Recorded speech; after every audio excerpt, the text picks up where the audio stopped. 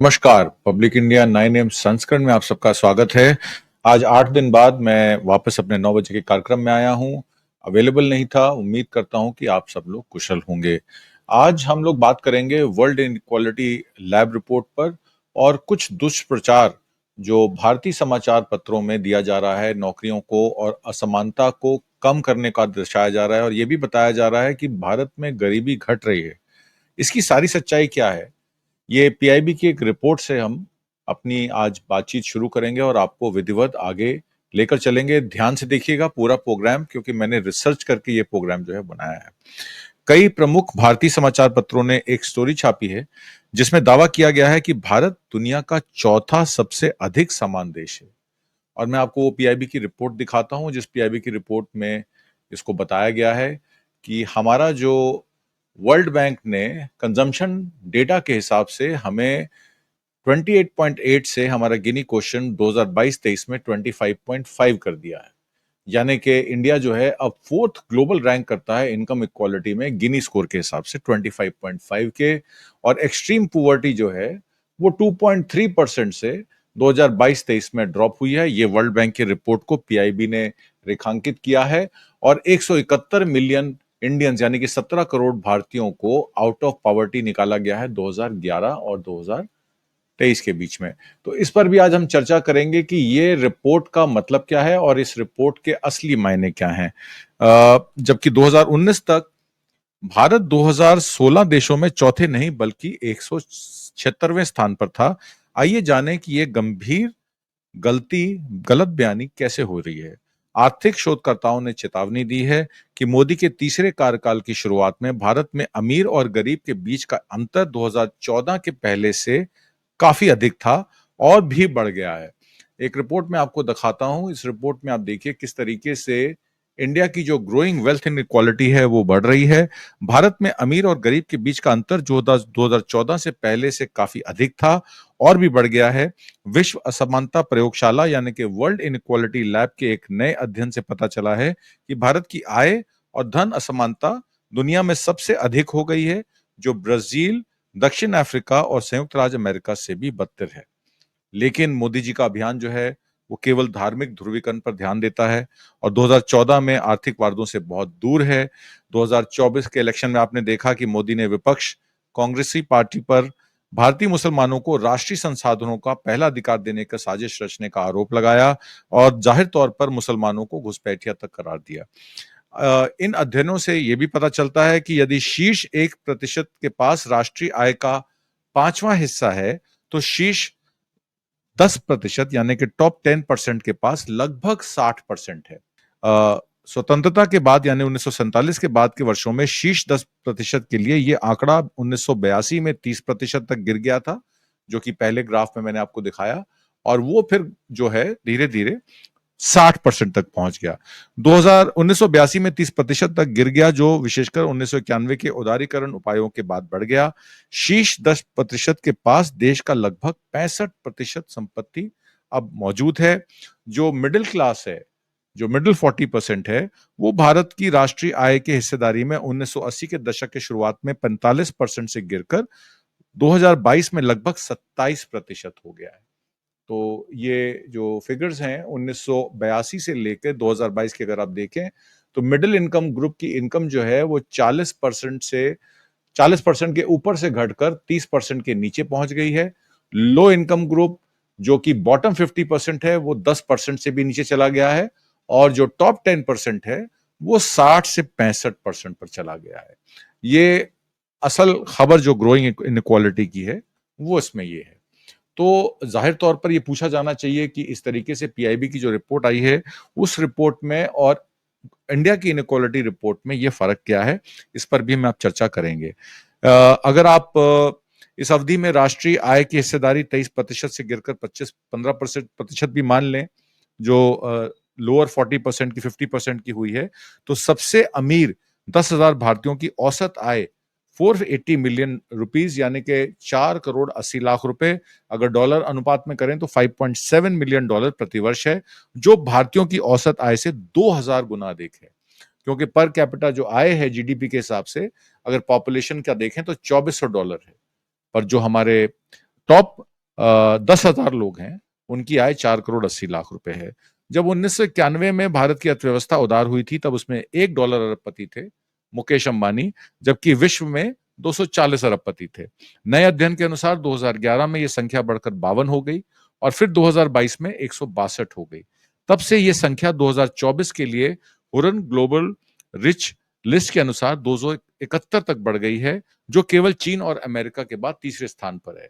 तो अगर सही मायनों में माने कि 2019 में जो कोविड आया, उसमें डॉलर अरबपति भारत में 271 हो गए और जो बॉटम 50% है, उसकी कंट्रीब्यूशन टोटल इनकम में जो है वो 15% से नीचे आ गई। दूसरी ओर भारत दुनिया भर में सभी कुपोषित लोगों का एक चौथाई हिस्सा है, यानी कि जो अंडर नरिशमेंट है वो करीब 1/4 है पूरी वर्ल्ड की।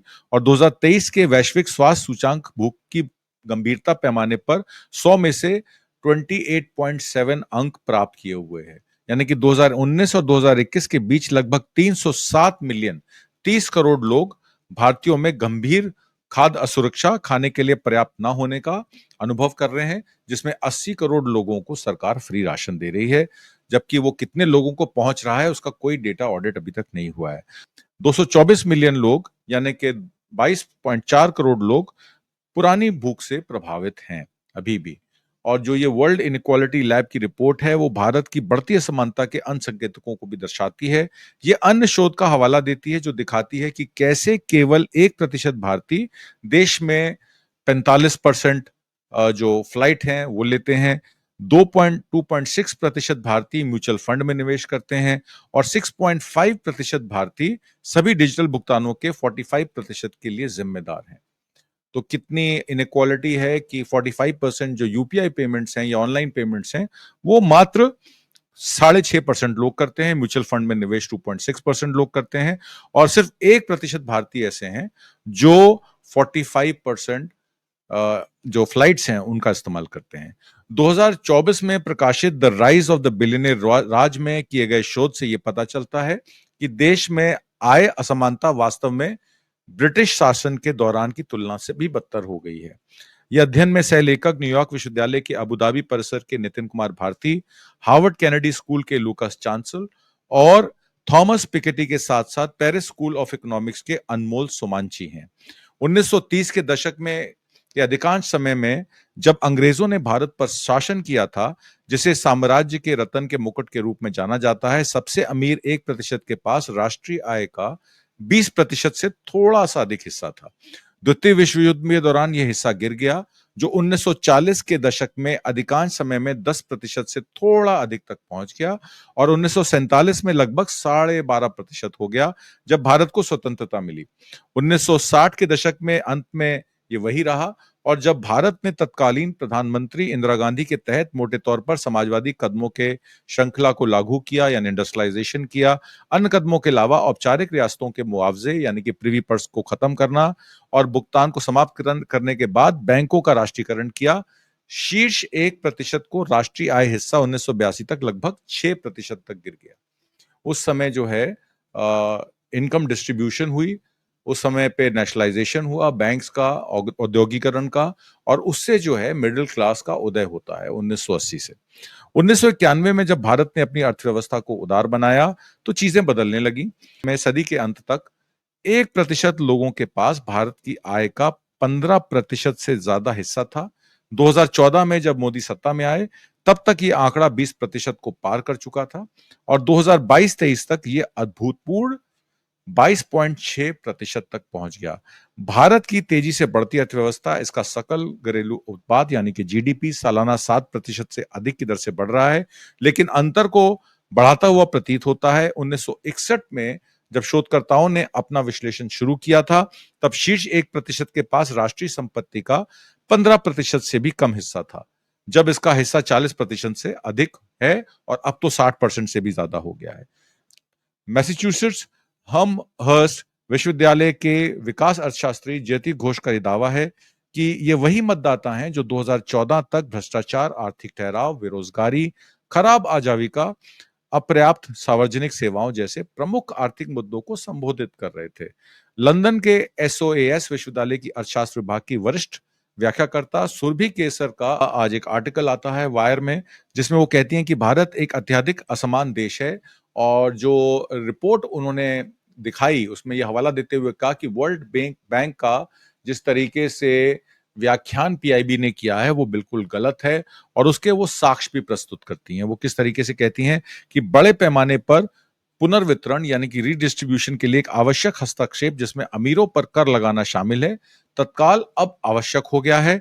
इस वास्तविकता को गलत तरीके से प्रस्तुत करना न केवल भ्रामक है, ये खतरनाक भी हो सकता है जब विश्वसनीय राष्ट्रीय मीडिया आउटलेट बिना जांच के स्टैटिस्टिकल एरर्स को दोहराते हैं और वे देश के सामने आने वाले तत्काल मुद्दों को अस्पष्ट कर देते हैं और लाखों लोगों को वास्तविकताओं को कम करके आंकते हैं, जिन्हें हमें सामूहिक रूप से संबोधित करने की भी आवश्यकता है।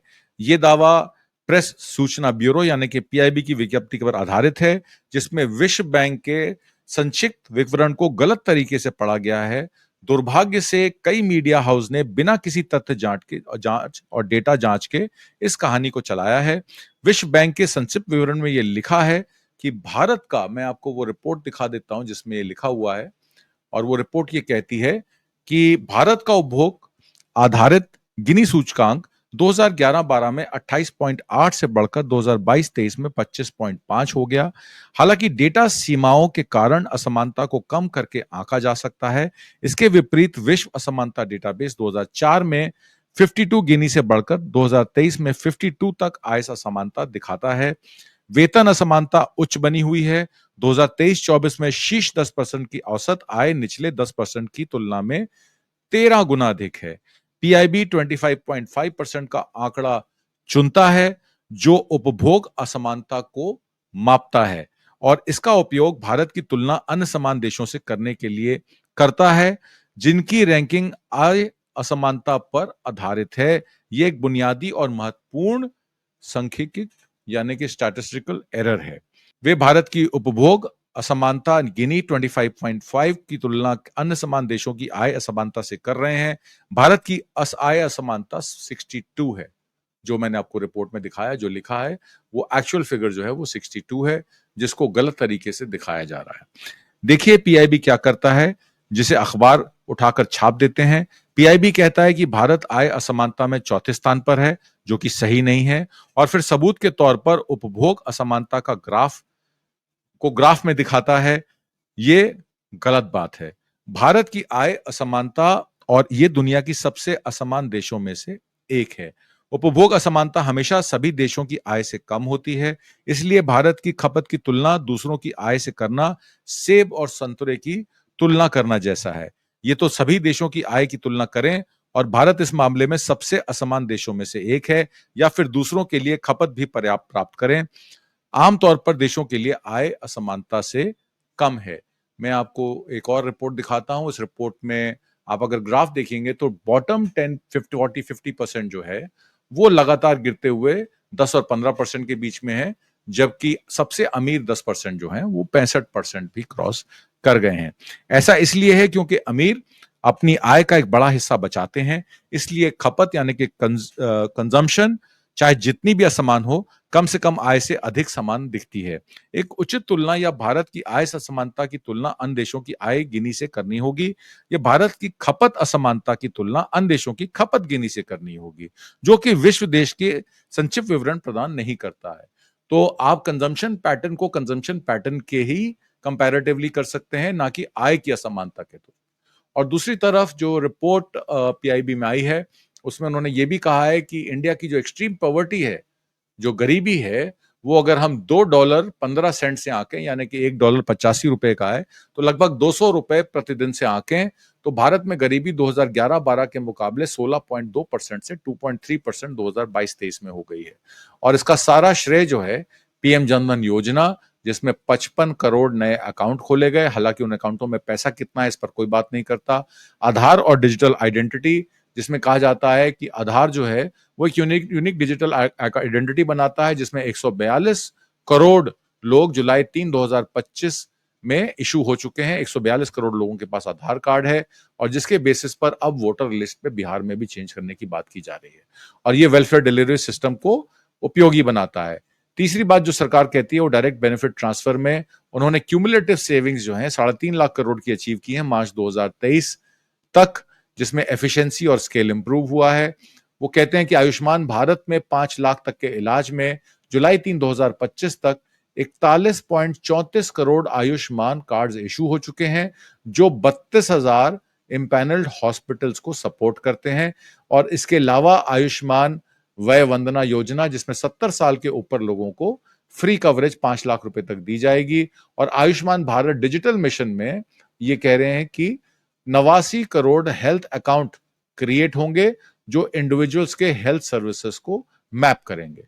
स्टैंड अप इंडिया की अगर बात करें तो 10 लाख से 1 करोड़ के loan SC ST women entrepreneurs को दिए जाने का प्रावधान है। और उसमें जुलाई 2025 की एक खबर दी जाती है कि 2.75 लाख एप्लीकेंट्स जो हैं वो सैंक्शन हो चुके हैं। टोटल फंडिंग 82,867.46 करोड़ रुपए की जा चुकी है, ऐसा PIB का कहना है।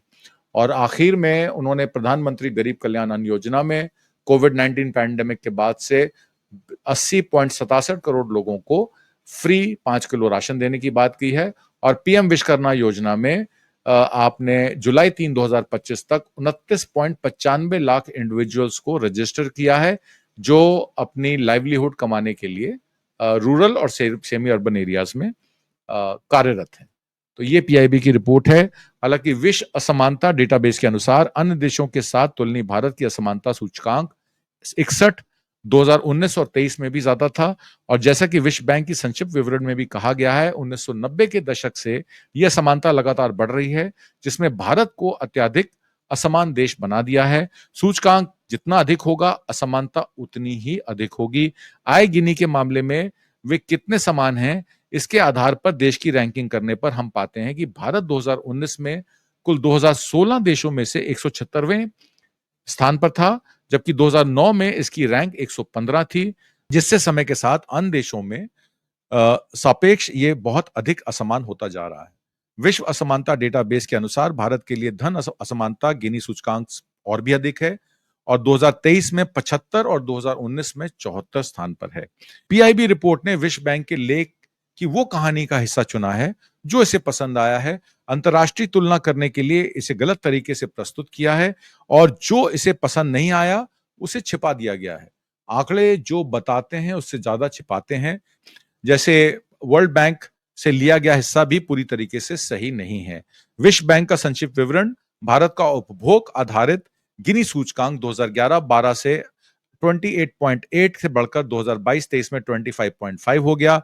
हालांकि डेटा सीमाओं के कारण असमानता को कम करके आंका जा सकता है। इसके विपरीत विश्व असमानता डेटाबेस 2004 में 52 की गिनी से 2023 में 62 तक आए असमानता को दर्शाता है। विश्व बैंक का संक्षिप्त विवरण स्पष्ट रूप से चेतावनी देता है कि डेटा सीमाओं के कारण भारत की उपभोग असमानता को कम करके आंका जा सकता है। देखें कि PIB ने क्या चुना और क्या किया। लेकिन उपभोग असमानता में ये गिरावट भी विवादित है। 2022-23 के नए जारी किए गए डेटा के बड़े पैमाने पर कार्यप्रणाली में बदलाव के बाद भारत में उपभोग के आंकड़ों को लेकर एक बड़ी बहस चल रही है। पिछले एक में गरीबी में वृद्धि दिखाई गई थी, जिसमें 2011 और 23 के सर्वेक्षण अतुलनीय हो गए हैं। समायोजन के बिना इसका उपयोग करना गैर कठोर होगा। हालांकि क्वेश्चनर डिजाइन, सर्वे इंप्लीमेंटेशन और सैंपलिंग जो 2022-23 के सर्वे में हुई थी वो इम्प्रूव्ड है, पर वो चैलेंजेस देती है क्योंकि उसका कंपैरिजन पुराने रिपोर्ट्स के साथ नहीं हो सकता है। इसके अलावा सैंपलिंग और डेटा लिमिटेशन सजेस्ट करती हैं कि कंजम्पशन इनइक्वालिटी जो है वो अंडर एस्टिमेटेड है। सर्वे मेथोडोलॉजी जो 2022-23 में यूज की गई हाउस होल्ड कंजम्पशन एक्सपेंडिचर सर्वे के लिए, उसमें 2011-12 के CS के मुकाबले बहुत सारे चेंजेस लाए गए हैं, जिसका कंपैरिजन अब टोटली अनरिलायबल हो गया है। इस पर भारतीय अर्थशास्त्रियों और स्टैटिस्टिशियंस द्वारा व्यापक रूप से चर्चा की गई है। लेकिन हम प्रति व्यक्ति कैलोरी सेवन में असमानता को देख सकते हैं, जो खाद्य उपभोग असमानताओं को भी दर्शाता है। संयुक्त राष्ट्र के खाद्य और कृषि संगठन फूड एंड एग्रीकल्चर ऑर्गेनाइजेशन के आंकड़ों के अनुसार हमारे विश्व डेटा द्वारा संसाधित हम पाते हैं कि भारत 2019 में 185 देशों में 2 स्थान पर था। 2009 की तुलना में खराब स्थिति जब वो 82वें स्थान पर था। इसलिए ये उपाय से भी पिछले 1 दशक में भारत का संक्षेप प्रदर्शन खराब रहा है। अगर हम वर्ल्ड इनइक्वालिटी लैब के अध्ययन के लेखकों ने आय और धन दोनों में शामिल करने की अनुसूची का पुनर्गठित करने के अलावा असमानता के लड़ने के लिए एक उपकरण के रूप में डॉलर अरबपतियों और बहु करोड़पतियों पर 2% से ज्यादा सुपर टैक्स लागू करने का आह्वान किया है। भारती के अनुसार असमानता का समाधान शिक्षा में निहित है। उन्होंने ये भी कहा कि भारत को उन नौकरियों के आधार पर right set of human capital depending upon the jobs you want to create and align them, सरकार को शिक्षा प्रणाली को बाजार के अनुसार ढालने की जरूरत है। नहीं तो भारत ही बेरोजगार स्नातकों का उत्पादन करता रहेगा। यही बात नीतीश कामत ज़िरोदा के मालिक ने भी की थी। कोई कह सकता है संख्याओं पर ज्यादा भरोसा मत करो, अनुभव को देखो। लेकिन भारत में असमानता इतनी है कि शीर्ष प्रतिशत लोग बाकी लोगों के साथ बातचीत भी नहीं करते हैं ताकि वो जान सकें कि वास्तविकता क्या है। उम्मीद करता हूं आपको आज का कार्यक्रम पसंद आया होगा। कमेंट बॉक्स में जरूर लिख के भेजिएगा। हम आप तक सही सूचना सही समय पर पहुंचाने के लिए प्रतिबद्ध हैं। नमस्कार। जय हिंद।